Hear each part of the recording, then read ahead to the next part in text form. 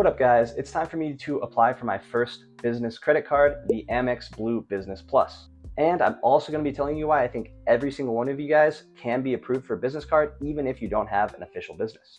But first off, I wanted to give a huge thank you to you guys because I recently got over 100 subscribers for the first time, and it just makes me really happy to see that there are people that are really enjoying my content, and I hope to continue to make content like that. So if you're interested in learning more about credit cards and other personal finance tips and seeing my personal finance and credit card journey, make sure you guys subscribe and drop a like. Would go a huge way, and just wanted to say thank you. But with that out of the way, let's get into a quick breakdown of the Amex Blue Business Plus and why I'm applying for it, as well as why I think you guys should apply for it, or at least consider it if you're comfortable applying for business cards. So the Amex Blue Business Plus is a very simple, no annual fee card that earns 2x membership reward points on all purchases. This makes this card a fantastic choice as your catch-all card if you're starting a small business. It does only earn those 2x points for the first $50,000 in purchases. After that, it goes back to 1x. For some people, this definitely can be limiting, but for who this card is targeting, which is small business owners and people just starting off like me, $50,000 limit is plenty for that 2x back. And on top of that, it earns membership reward points without having an annual fee.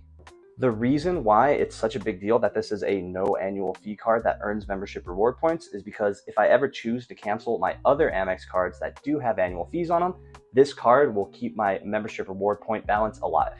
So that is honestly the main reason why I'm applying for this card right now, because as many of you know, I use my Venture X as my catch-all card, which also earns 2x miles. But with the recent massive upcoming nerf to the lounge access to this card, I might end up downgrading it to the Venture 1, making it a no annual fee card and still keeping my miles alive. And at that point, I might use the Blue Business Plus as my catch-all card. Make sure to subscribe to the channel to get a full review on my thoughts of the new Capital One nerf, but we won't get into that too much now. But back to the Amex Blue Business Plus, let's get to the question of why I'm applying for a business card in the first place and why I think many of you guys can and should do the same thing.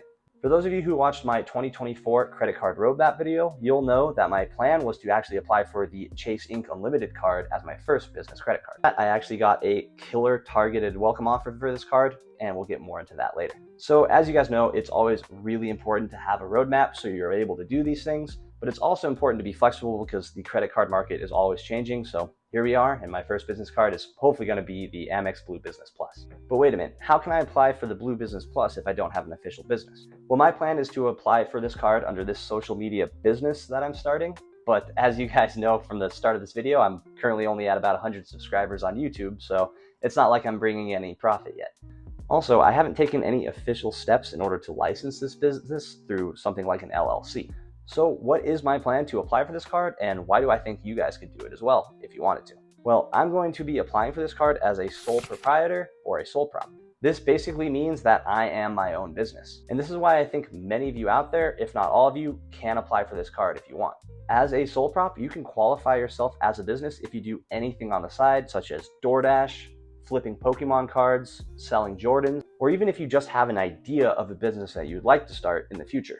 That last one can get a little fuzzy, and this is by no means financial or legal advice because I am definitely not a financial consultant and absolutely not a lawyer. So do your own research, but this is just what I'm going to be going with and what might work for me. So even though this social media business idea that I have isn't currently turning a profit, I mean, that is the goal eventually. I want this to turn a profit, so that's why I'm going to be applying for it under this business. So if you do anything on the side, you can, and I would recommend at least looking into applying for business cards because like I said, they can be extremely powerful. But with all of that general information of why I'm applying for this card out of the way, let's go ahead and jump into the application and see if I can get approved. First off, at my time of applying for this card, my credit score with TransUnion is currently 751 with 5 hard inquiries. My Equifax score is a 754 with 3 hard inquiries, and my FICO credit score, courtesy of the Amex app, which probably is the more important credit score to know anyway, is a 746. Another really cool thing about getting an Amex business card is that since I already am an Amex customer, I don't think I'll get a hard inquiry for this application. Now, there's always a possibility that I will because this is my first business card, and if I end up getting approved, I'll make sure to make an unboxing video for you guys and update you on that. But those are my current credit scores at time of application, so make sure you adjust them for yourself, but let's go ahead and jump into the application. So first thing, I mentioned it earlier, but I am going to be applying with a killer welcome offer of 75,000 points after $6,000 in spend in the first 4 months. This is a much better welcome offer, in my opinion, than the standard welcome offer of 15,000 membership reward points after spending $3,000 in the first 3 months. Even though this welcome offer has a higher spend to hit it, it has a lot more points, and it gives me a much higher return on spend than I would have gotten if I went for the base offer. But where did I find this offer in the first place? Well, if you are already an Amex customer, you can scroll through your recent purchases. And if you scroll through these purchases, you can see offers for either credit cards or other products that Amex offers. These offers can sometimes just be an ad for the current public offer or current elevated offer, but oftentimes they are exclusive targeted offers like the one I'll be accepting today. For example, I actually had an offer for a 200,000 point welcome offer for the Amex Business Platinum, but I won't be applying for that card quite yet. Stay tuned, might be on my roadmap in the future. We'll see what they do with the updates. But I was able to find this offer for the Amex Blue Business Plus, and I'm absolutely going to jump on it because it is much better than the public offer in my opinion. Now, if you're not already an Amex customer or you can't find certain offers that you want on the Amex app, there are lots of other ways of finding these targeted offers. I personally recommend either applying through an incognito window, which has given me good results in the past, or using a referral bonus that often has higher elevated offers. Speaking of which, if I do get approved for this card, that referral link will be down in the description, as well as some referral links for some other cards as well. So if you guys use that, thank you very much. But now that I've selected this offer, let's go ahead and hit apply now and get into it. All right, so the first question we come across here is my total annual income. This is different than my projected business income. We'll answer that question later, but this is just my personal total income through all jobs, side hustles, anything else I have going on. And it doesn't explicitly state here whether it's net or gross. And I'm going to be on the conservative side and go with net after taxes. So that way, just in case they do decide to come after me and audit me, then I can have plenty of pay stubs to prove that I do in fact make this much money. If you've watched any of my recent videos, you'll know that I was just in training for my captain upgrade at work.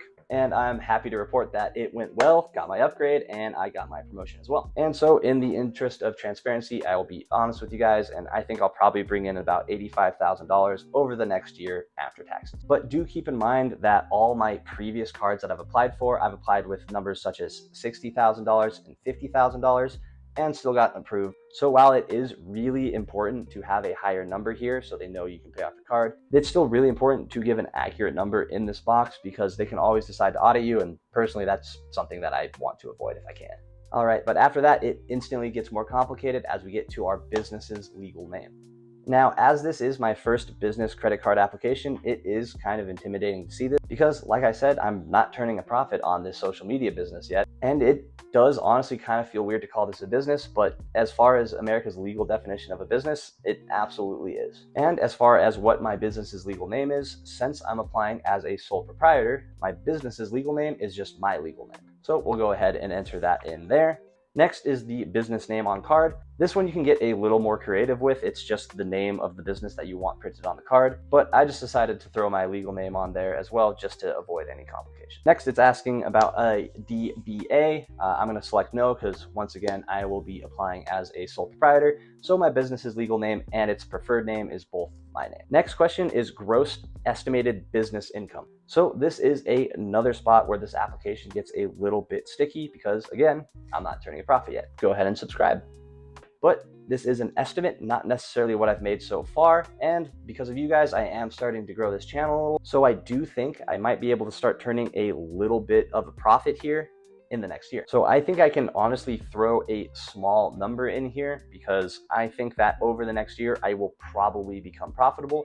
However, it is possible that if you don't think you're going to be making any profit and you throw a zero in here, they still might approve. Now, obviously, this is risky because they want to make sure that you're able to pay off your card. But most companies in their first few years don't turn a profit anyway. But with the track that my channel is currently growing on right now, I think I can safely estimate about $3,000 over the next year.